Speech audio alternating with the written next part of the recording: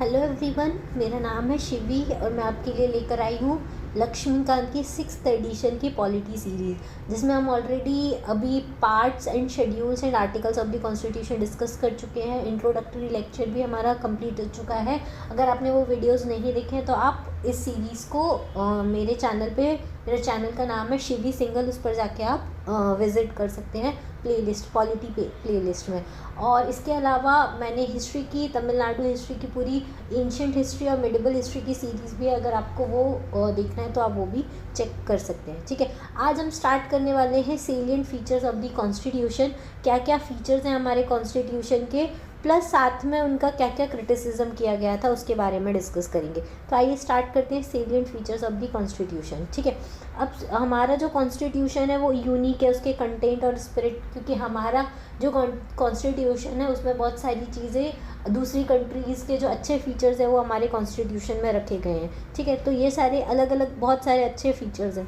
और हमारा जब कॉन्स्टिट्यूशन बनकर तैयार हुआ था 26 जनवरी 1950 से हमारा कॉन्स्टिट्यूशन अप्लाई हुआ था।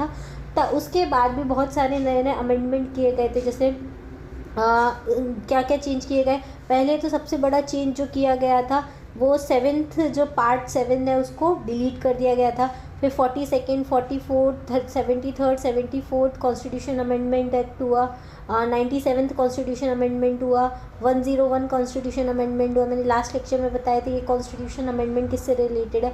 42nd कॉन्स्टिट्यूशन अमेंडमेंट 1976 में किया गया था, उसके थ्रू बहुत सारी चीज़ें चेंज की गई थी, जिसको मिनी कॉन्स्टिट्यूशन भी कहते हैं। इंदिरा गांधी की इमरजेंसी ड्यूरेशन में ये कॉन्स्टिट्यूशन अमेंडमेंट किया गया था। 44th कॉन्स्टिट्यूशन अमेंडमेंट क्या था इसके बारे में हम लोगों ने देखा था। ठीक है, देखो जैसे इसमें बताया 42nd अमेंडमेंट एक्ट 1976 में, इसको मिनी कॉन्स्टिट्यूशन भी बोलते हैं, और इसमें बहुत सारे चेंजेस किए गए थे।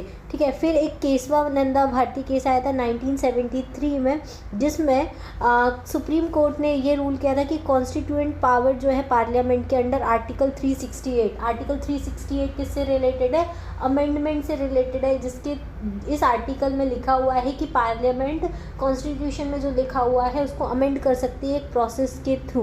ठीक है, और इसमें ये बोला था केशवानंदा भारती केस जो हुआ था 1973 में, उसमें सुप्रीम कोर्ट ने ऐसा बोला था, the constitution power of the parliament under article 360 does not enable it to alter the basic structure of the constitution. Parliament constitution में अमेंडमेंट कर सकती है, लेकिन जो बेसिक स्ट्रक्चर है कॉन्स्टिट्यूशन का उसको चेंज नहीं कर सकती है। ठीक है, ये इंपॉर्टेंट सुप्रीम कोर्ट ने रूलिंग की थी केशवानंदा भारती केस के साथ। अब बेसिक स्ट्रक्चर क्या होता है, तो बेसिक स्ट्रक्चर कौन डिसाइड करेगा, सुप्रीम कोर्ट डिसाइड करती है। बेसिक स्ट्रक्चर देखो, जैसे मान लो कोई एक बिल्डिंग होती है। ठीक है, एक बिल्डिंग है, ये इसका बेसिक स्ट्रक्चर है। आप इस बिल्डिंग का ये जो जैसे इसका रूम, जैसे कोई एरिया है इसका इतना, ये जो इसकी दीवारें बन गई है इसका बेसिक स्ट्रक्चर है, इसको आप चेंज नहीं कर सकते हैं। लेकिन इसके यहाँ पे क्या सोफ़ा लगाना है, कहाँ डाइनिंग रखना है, फर्नीचर का काम कैसे कराना है, वो सब आप चेंज कर सकते हो, लेकिन इसकी जो वॉल एरिया है आप वो चेंज नहीं कर सकते। इसी को बेसिक स्ट्रक्चर बोलते हैं कॉन्स्टिट्यूशन का। मतलब बेसिक स्ट्रक्चर में, जैसे आप कॉन्स्टिट्यूशन के बेसिक स्ट्रक्चर में क्या आता है, जैसे फंडामेंटल राइट्स हैं, ये हमारा बेसिक स्ट्रक्चर है। ठीक है, इसको हम चेंज नहीं कर सकते हैं। तो इसमें आप और नए चेंजेस ला सकते हो जो बेसिक स्ट्रक्चर को वायलेट नहीं करते हैं। ठीक है, तो वो सारे चेंजेस आप कर सकते हो, अमेंडमेंट कर सकती है पार्लियामेंट, लेकिन बेसिक स्ट्रक्चर को चेंज नहीं कर सकती। चलिए, ये तो हो गया। अब हम देखते हैं सेलिएंट फीचर्स क्या क्या है हमारे कॉन्स्टिट्यूशन के, जिसके वजह से आज तक हमारा कॉन्स्टिट्यूशन फेल नहीं हुआ है। 1950 में बना हुआ कॉन्स्टिट्यूशन अभी 2021 स्टार्ट हो गया है, तभी तक भी चल रहा है और उसमें अमेंडमेंट हुए हैं। तो सबसे पहला जो सेलिएंट फीचर है वो है हमारा कॉन्स्टिट्यूशन लेंथीएस्ट रिटन कॉन्स्टिट्यूशन है वर्ल्ड का। ठीक है, दो तरह के कॉन्स्टिट्यूशंस होते हैं, एक होता है रिटन कॉन्स्टिट्यूशन और दूसरा होता है अनरिटन कॉन्स्टिट्यूशन। रिटन कॉन्स्टिट्यूशन सबसे पहले किसका था, यूएसए का था, और अनरिटन कॉन्स्टिट्यूशन किसका, यूके का। यूके में कोई ऐसा, जैसे हमारा कॉन्स्टिट्यूशन रिटन है ना, एक कॉन्स्टिट्यूशन की बुक है, उसमें सब कुछ लिखा हुआ है कि किसको हमारी गवर्नमेंट कैसे काम करती है, हमारे सिटीजन्स के क्या राइट है, सिंगल सिटीजनशिप क्या होती है, यूनियन और टेरिटरी कैसे बनेंगी, स्टेट कैसे काम करेंगे, इंटर स्टेट ट्रेड कैसे चलेगा, इंटर स्टेट डिस्प्यूट्स कैसे सॉल्व होंगे, इन सब के बारे में लिखा हुआ है, ठीक है। लेकिन यूएसए में भी ऐसा एक कॉन्स्टिट्यूशन है, लेकिन वो रिजिड कॉन्स्टिट्यूशन है, उसको हम चेंज नहीं करेंगे, उसके बारे में भी आगे दिखेंगे। फिर लेकिन जो यूके का कॉन्स्टिट्यूशन है वो अनरिटन कॉन्स्टिट्यूशन है, उनकी कोई ऐसी बुक नहीं लिखी गई है उनकी। जैसे अगर आप वहाँ पे जाओगे ना, एक पूरी लाइब्रेरी है, उसमें लिखा हुआ है कि हाँ हमने ये चेंज किया है, ये हमने एक लॉ बनाया है, ठीक है। तो वो अनरिटन कॉन्स्टिट्यूशन है यूके का। इंडिया का जो कॉन्स्टिट्यूशन है वो रिटन कॉन्स्टिट्यूशन है और सबसे ज़्यादा डिटेल्ड, कॉम्प्रिहेंसिव और इलेबोरेटेड डिटेल्ड डॉक्यूमेंट है। हमारे जो कॉन्स्टिट्यूशन है उसमें बहुत सारी चीज़ें लिखी हुई हैं, बहुत सारी अच्छी चीज़ें हम लोगों ने दूसरी कंट्री से ली हैं और उनको हमारी कंट्री के अकॉर्डिंग मॉडिफाई करके रखा हुआ है। तो बहुत कॉम्प्रिहेंसिव हमारा और इलेबोरेटेड डिटेल्ड डॉक्यूमेंट है, इसलिए उसको लेंथीएस्ट रिटन कॉन्स्टिट्यूशन बोला जाता है, ठीक है। हमारे जब कॉन्स्टिट्यूशन बना था ये स्टार्टिंग में, तो इसमें क्या था, एक तो प्रीएम्बल, दूसरा 395 आर्टिकल्स थे जिनको 22 पार्ट्स में डिवाइड किया गया और 8 शेड्यूल। मतलब सबसे पहले जब बना था स्टार्टिंग में तो क्या क्या था उसमें, प्रीएम्बल था, फिर 395 आर्टिकल्स थे, 22 पार्ट्स थे और 8 शेड्यूल्स थे, ठीक है। ये था। लेकिन अब क्या हुआ, उसके बाद बहुत सारी चीज़ें चेंज हुई, अमेंडमेंट्स हुए, तो उनमें से क्या किया, 1951 से लेके अब तक 2021 तक, जिस दिन मैं ये लेक्चर प्रिपेयर करी तब तक 20 आर्टिकल्स डिलीट कर दिए गए हैं और एक पार्ट 7 उसको भी डिलीट किया है। ये मैंने बताया था, पार्ट्स ऑफ कॉन्स्टिट्यूशन मैंने जब लिए थे उसमें बताया था, जो पार्ट 7 है उसको 7th अमेंडमेंट एक्ट के थ्रू डिलीट कर दिया गया था 1956 में, ठीक है। तो कितने आर्टिकल्स डिलीट हो चुके हैं अभी तक, 20 आर्टिकल्स डिलीट हो चुके हैं और पार्ट 7 डिलीट हो चुका है, ठीक है। पार्ट 7 डिलीट हो चुका है, याद रखना। लेकिन ये डिलीट हुआ है, लेकिन इसके अलावा और भी बहुत कुछ ऐड हुआ है। जैसे क्या क्या ऐड हुआ है, नए 95 आर्टिकल्स और ऐड हुए हैं, 4 नए पार्ट्स ऐड हुए हैं, 4th A, ठीक है, 9th A, 9th B और 14A। अगर आपने पार्ट्स ऑफ कॉन्स्टिट्यूशन वाला अगर मेरा लेक्चर देखा तो आप मुझे बता सकते हैं कि ये कौन कौन से पार्ट्स ऐड हुए हैं। 4th A में क्या क्या ऐड हुआ है, फंडामेंटल ड्यूटीज़ ऐड हुई है, 9th A में म्यूनसिपैलिटीज़ को ऐड किया है, 9th B में कोऑपरेटिव सोसाइटीज़ को ऐड किया है, 14A में ट्रिब्यूनल्स को ऐड किया गया है, ठीक है। तो ये सारे पार्ट्स को ऐड किया गया है, ठीक है। और नए 4 शेड्यूल भी ऐड किए हैं, शेड्यूल नंबर 9, शेड्यूल नंबर 10, 11 और 12, 4 शेड्यूल ऐड किए गए। अब ये चारों शेड्यूल में क्या है, तो 9th वाला जो शेड्यूल है उसमें पंचायत को रखा गया है, 10th वाले जो शेड्यूल, सॉरी नॉट पंचायत, इसमें रखा है एक्स्ट्रा जो भी चेंजेस हुए हैं उनको इसमें रखा गया है। और पहले ऐसा था कि ये जो 9 शेड्यूल बनाया गया था वो गवर्नमेंट पार्लियामेंट ने इसलिए बनाया था कि कोई भी नया वो लॉ लेके आती है और अगर उसको वो चाहती है कि वो जुडिशियल रिव्यू के अंदर में नहीं आए तो वो 9 शेड्यूल में रखा जाता था। फिर 10th वाला जो शेड्यूल है वो एंटी डिफेक्शन बताता है, अगर कोई भी पॉलिटिशियन डिफेक्शन करता है अपनी पार्टी के साथ तो उसके लिए एंटी डिफेक्शन रूल्स रखे गए। 11th वाला शेड्यूल जो है वो पंचायत से रिलेटेड है और 12th वाला शेड्यूल जो है वो म्यूनसिपैलिटी से रिलेटेड है, ठीक है। ये सारी चीज़ें रखी गई हैं, ठीक है। तो कितने हो गए, अब पहले कितने थे, स्टार्टिंग में कितने थे, अब कितने हैं, तो देखो 395 आर्टिकल्स पहले थे, ठीक है, और 22 पार्ट्स थे और 8 शेड्यूल थे। अब कितने हो गए हैं टोटल, 25 तो पार्ट्स हो गए हैं और 12 शेड्यूल्स हो गए हैं, ठीक है। और 400 कुछ आर्टिकल्स, 470 आर्टिकल्स हो गए हैं, ठीक है। 470 आर्टिकल्स हो गए हैं, 25 पार्ट्स हो गए हैं और 12 शेड्यूल्स हो गए, ओके। याद रखना, देखो ऐसे याद रखना, 395 से 470 हो गए हैं और 22 पार्ट्स से 225 हो गए, उसमें से एक पार्ट डिलीट भी हो गया है और 8 शेड्यूल्स थे तो उससे 12 शेड्यूल्स हो गए हैं, ठीक है। तो लेंथीएस्ट रिटन कॉन्स्टिट्यूशन है। अब कौन कौन से 4 फैक्टर्स हैं जिसकी वजह से हमारा जो कॉन्स्टिट्यूशन है उसका इतना एलिफेंटाइन साइज बना, मतलब इतना बड़ा, इतना इलेबोरेटेड हम लोगों ने कॉन्स्टिट्यूशन बनाया। पहला तो ज्योग्राफिकल फैक्टर, जैसे हमने हिस्ट्री में पढ़ा है कि हमारी इंडिया में बहुत ज़्यादा डाइवर्सिटी है, बहुत ज़्यादा ज्योग्राफिकल फैक्टर्स हैं, प्लेन्स हैं, प्लेट्यूज़ हैं, माउंटेन्स हैं, हर तरह की फीचर्स हमारी कंट्री में। तो हमारी कंट्री जो है वो काफ़ी वास्ट है और डाइवर्सिटी है। दूसरा, हिस्टोरिकल फैक्टर्स बहुत सारे हैं। हमारी गवर्नमेंट ऑफ इंडिया एक्ट 1935 जो था उससे हम लोगों ने बहुत सारी चीज़ें ली हैं, ठीक है। हमारे से इंडिया में बहुत सारे अलग अलग तरह के लोग रहते हैं, अलग अलग कल्चर के, हमारे यहाँ अलग रिलीजन है, तो उसके वजह से बहुत सारे फैक्टर्स उसमें भी, उसके वजह से सबको ध्यान में रख के बहुत सारे प्रोविजंस रखे गए हैं। फिर सिंगल कॉन्स्टिट्यूशन है सेंटर और स्टेट के लिए, सेंटर के लिए अलग नहीं है, स्टेट के लिए अलग नहीं है, सबके लिए सिंगल कॉन्स्टिट्यूशन है। ऐसा नहीं है कि सेंटर के लिए अलग कॉन्स्टिट्यूशन बनाया, स्टेट के लिए अलग बनाया, दोनों के प्रोविजन एक ही कॉन्स्टिट्यूशन में रखे हैं, इसलिए वो सिंगल कॉन्स्टिट्यूशन है। ठीक है। Dominance of the legal luminaries of the constituent assembly. अब हमारा जो कॉन्स्टिट्यूशन बनाया गया है वो लीगल लॉयर्स जो थे उस टाइम पे, जैसे जितने भी पॉलिटिशियंस थे वो शायद लॉयर वगैरह सब थे, तो उन्होंने बनाया है, तो उन्होंने काफ़ी डिटेल में एनालिसिस करके रखा है, इस वजह से भी हमारा कॉन्स्टिट्यूशन जो है वो लेंदी हो गया। तो याद रखना कौन कौन से फैक्टर, एक तो जोग्राफिकल फैक्टर है, हिस्टोरिकल फैक्टर है कि गवर्नमेंट ऑफ इंडिया एक्ट जो था 1935 का, उससे हमने बहुत सारी चीज़ें ली हैं, फिर सिंगल कॉन्स्टिट्यूशन है सेंटर और स्टेट के लिए, और तीसरा लीगल एडवाइजर्स ने बनाया, इस वजह से काफ़ी इलेबोरेटेड है। ठीक है। Constitution contains only the fundamental principle of the government but also detail administrative provision. जो कॉन्स्टिट्यूशन है उसके अंदर फंडामेंटल प्रिंसिपल्स भी हैं, एडमिनिस्ट्रेटिव प्रोविजंस भी है, सब कुछ रखा गया है। अब देखो सेकंड जो सेलिएंट फीचर्स है वो है drawn from the various sources. बहुत सारे अलग अलग सोर्सेज से लिया गया है हमारे कॉन्स्टिट्यूशन ऑफ इंडिया को।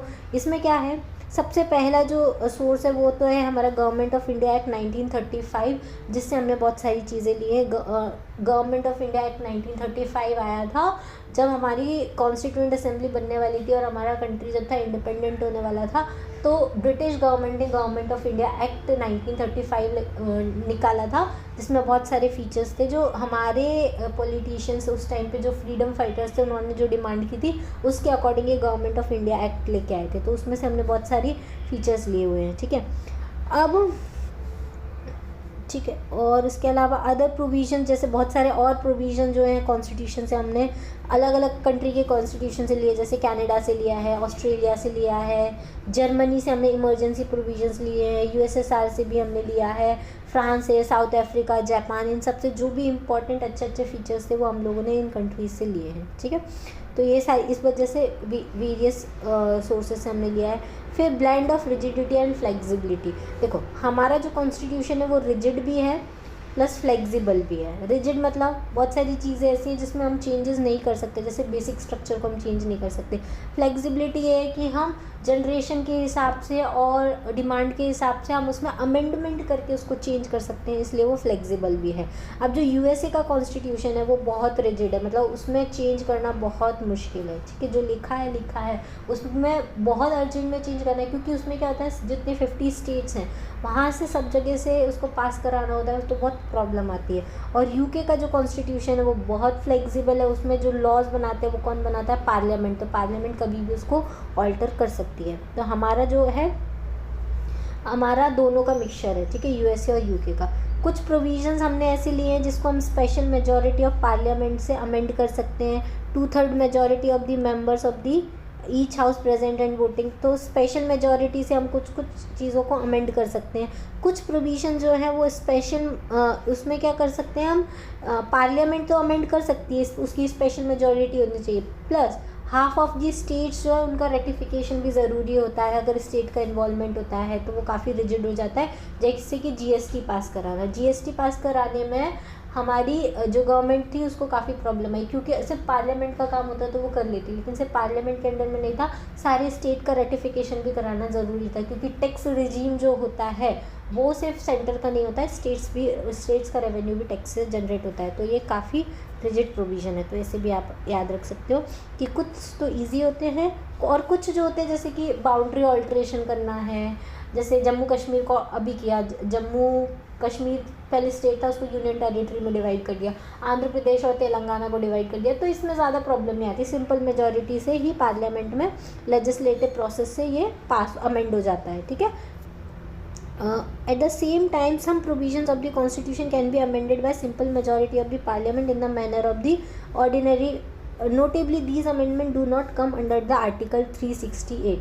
अब ये जो अमेंडमेंट्स होते हैं ना वो किसके अंदर में नहीं आते, जो सिंपल मेजॉरिटी से पास हो जाते हैं वो सारे अमेंडमेंट आर्टिकल 360 के अंदर नहीं आते। आर्टिकल 360 के अंदर स्पेशल मेजॉरिटी वाले ही अमेंडमेंट्स आते हैं। ठीक है।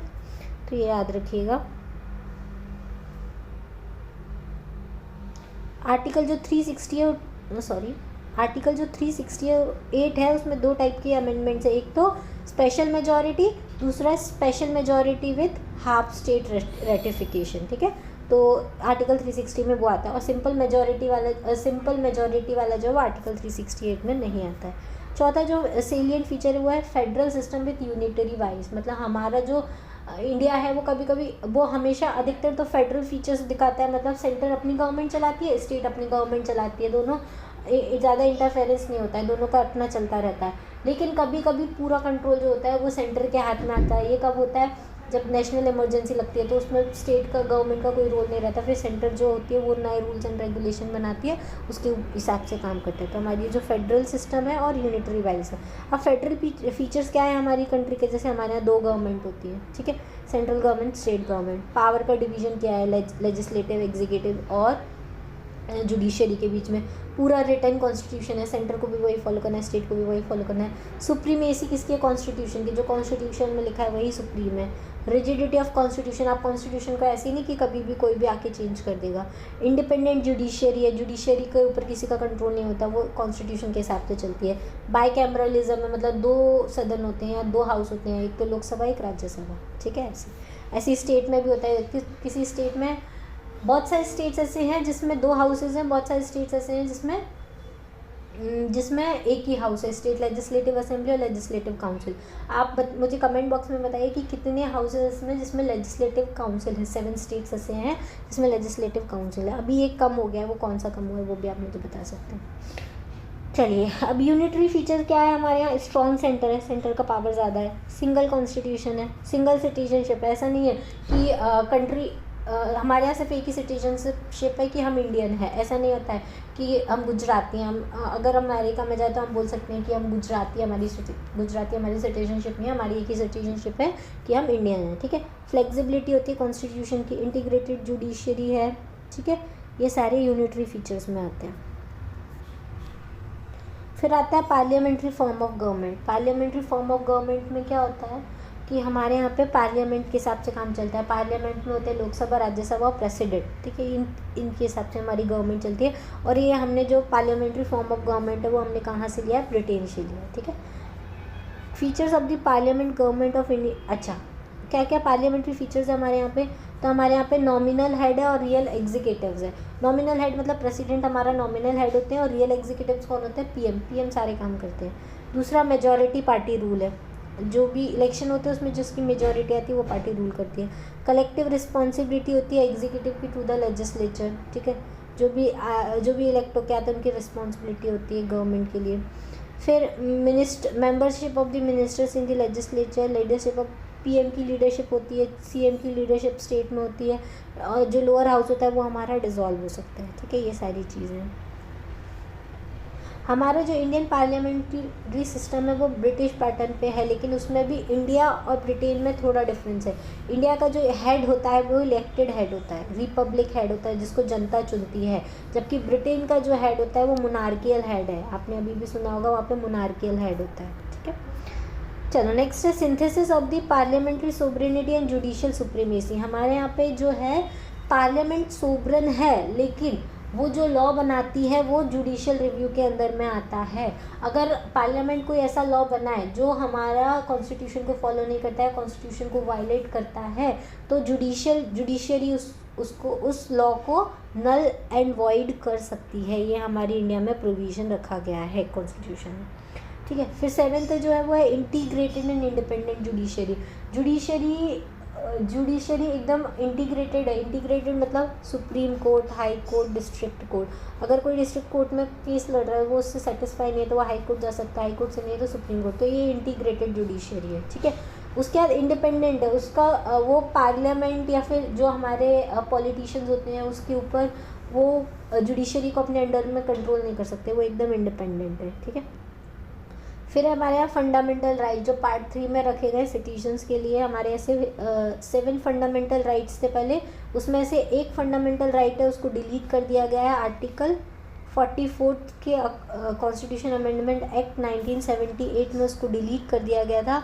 कौन सा एक्ट था, राइट था राइट टू प्रॉपर्टी, इसको डिलीट कर दिया, आर्टिकल 31 में आता था। अब इसको किस में रखा गया है, आप अगर आपने मेरा पहला लेक्चर देखा हो तो आप मुझे बता सकते हैं कि राइट टू प्रॉपर्टी को अब लीगल राइट बना दिया गया और वो कौन से आर्टिकल में रखा गया है, ठीक है।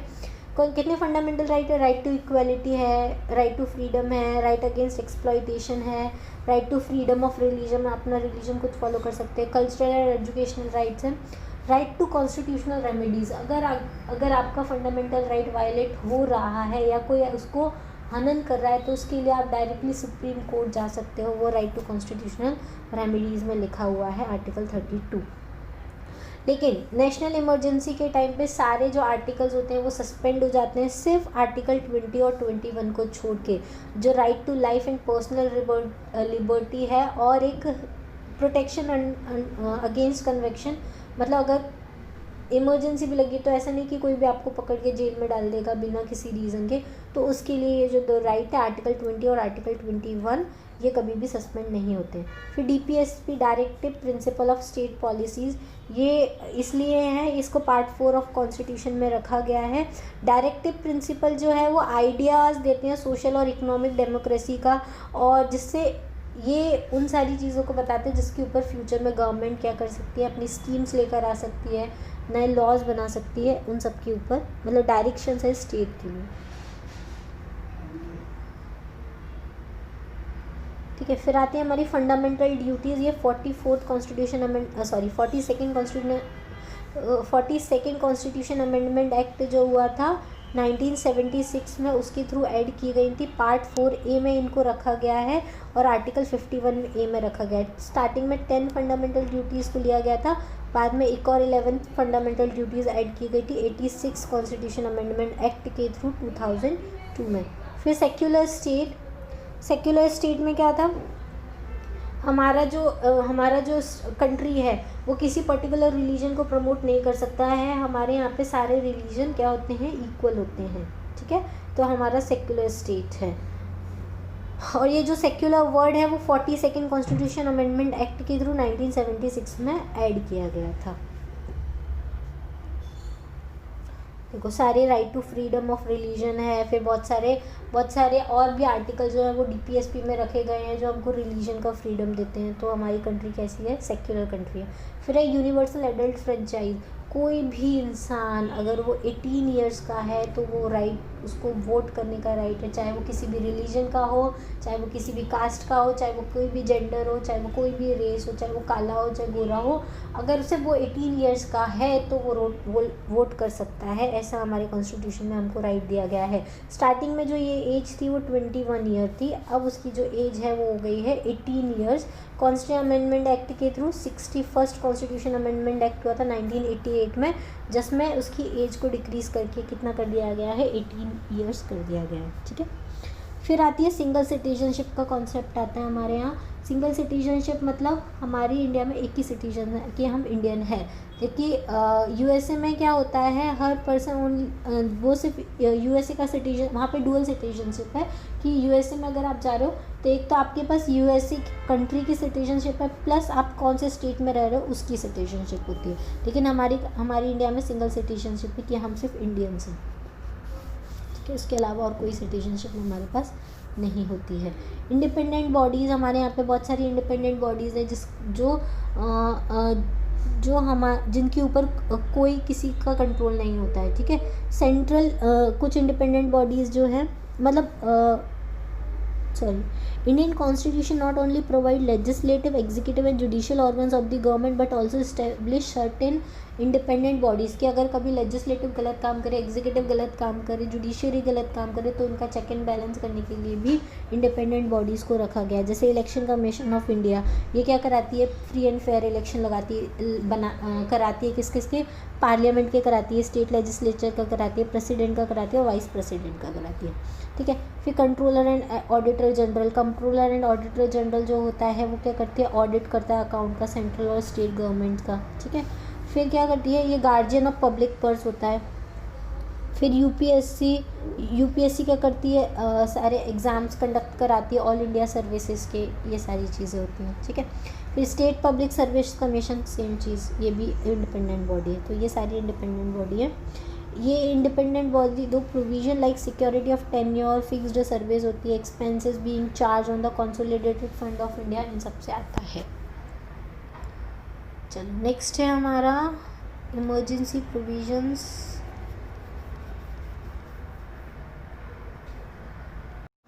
ओके, नेक्स्ट है अब हमारा इमरजेंसी प्रोविजंस। इमरजेंसी प्रोविजंस क्या है? ये है इंडियन कॉन्स्टिट्यूशन इलेबोरेटेड इमरजेंसी। ये क्या करता है? प्रेसिडेंट के पास ये एक्स्ट्रा ऑर्डिनरी सिचुएशन में वो इमरजेंसी प्रोविजंस का यूज़ कर सकता है। ठीक है, ऐसी कितनी इमरजेंसी है हमारे कॉन्स्टिट्यूशन में रखी गई? तो 3 इमरजेंसी है। एक है नेशनल इमरजेंसी, स्टेट इमरजेंसी और फाइनेंशियल इमरजेंसी। नेशनल इमरजेंसी जो होती है वो एक्सटर्नल एग्रेशन अगर हो रहा है, आर्म्ड रिविलियन हो रहा है या वॉर लाइक कंडीशन बन रही है, उस केस में प्रेसिडेंट लगा सकता है। ये कौन से आर्टिकल के अंडर में आता है? आर्टिकल 352 के अंडर में आता है।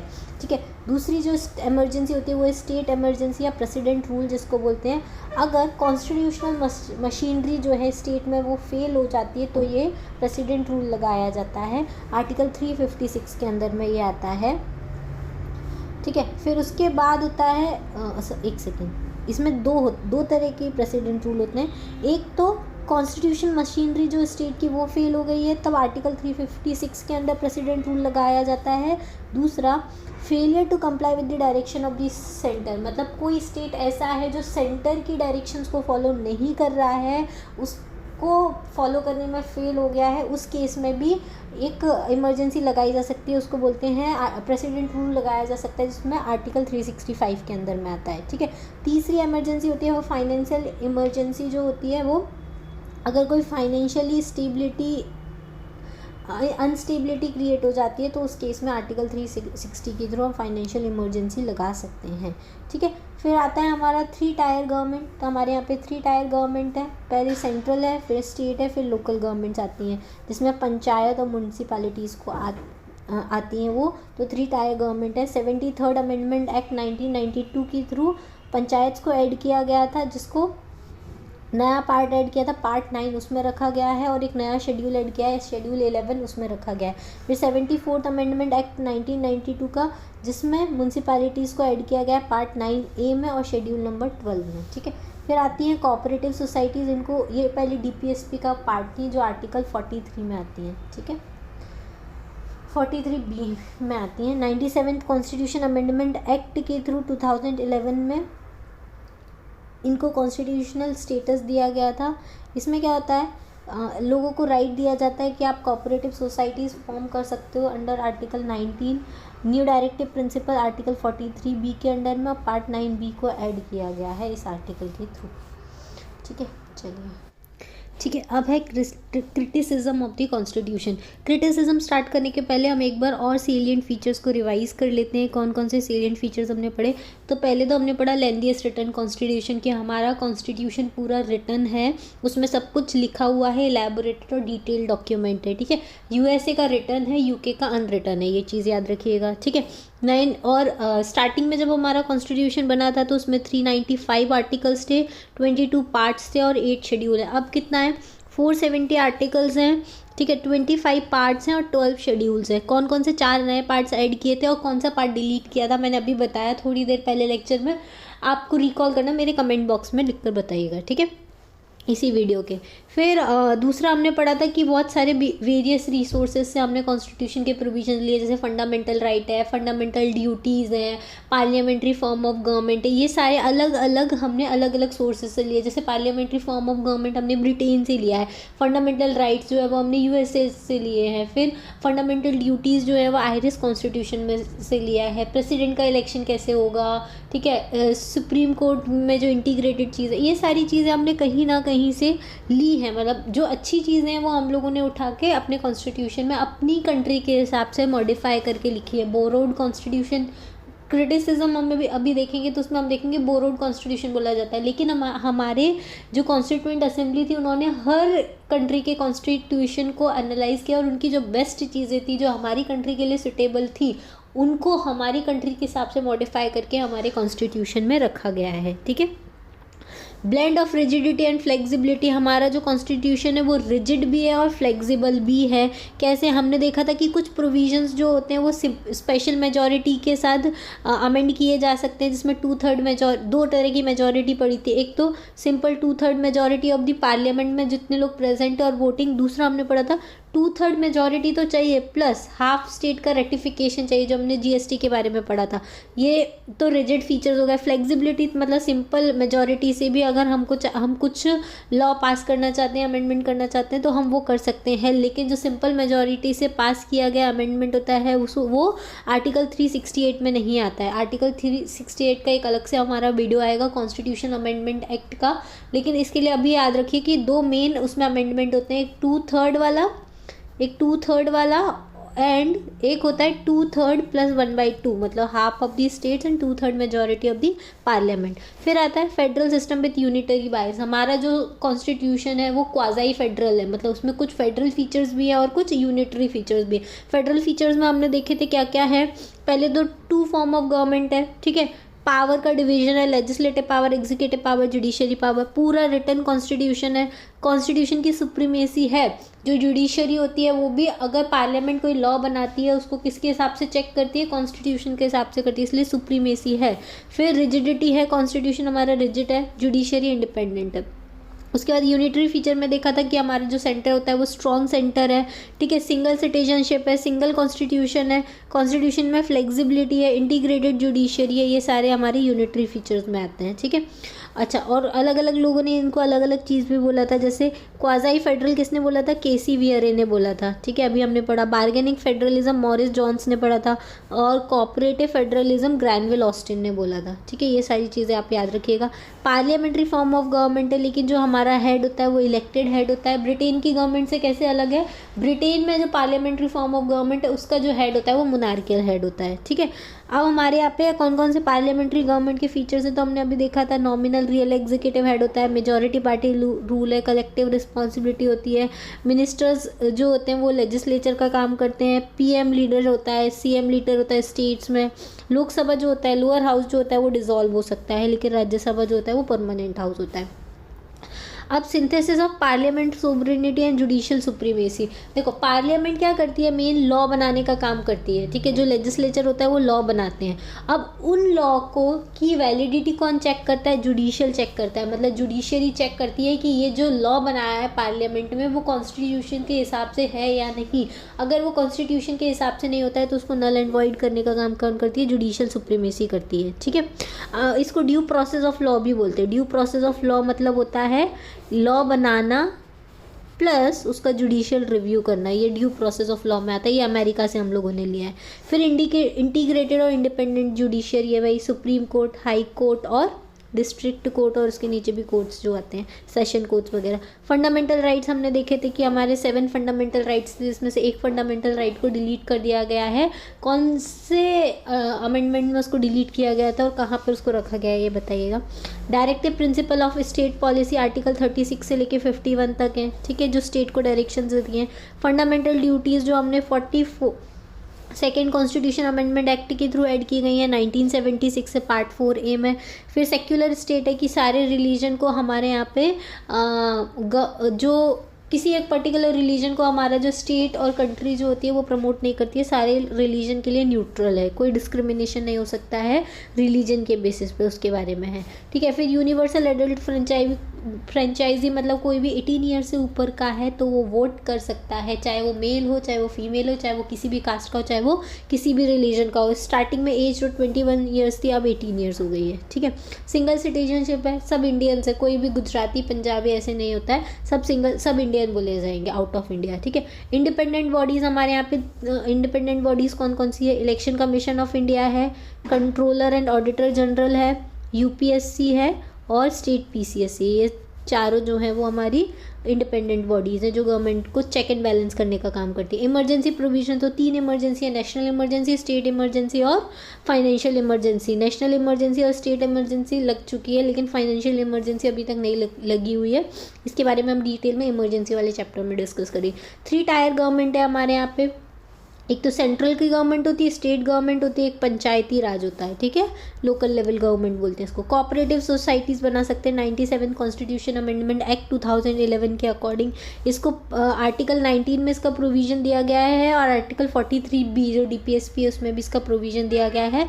इसके वजह से उसको पार्ट 9B में ऐड किया बाद में अमेंडमेंट के थ्रू, ठीक है।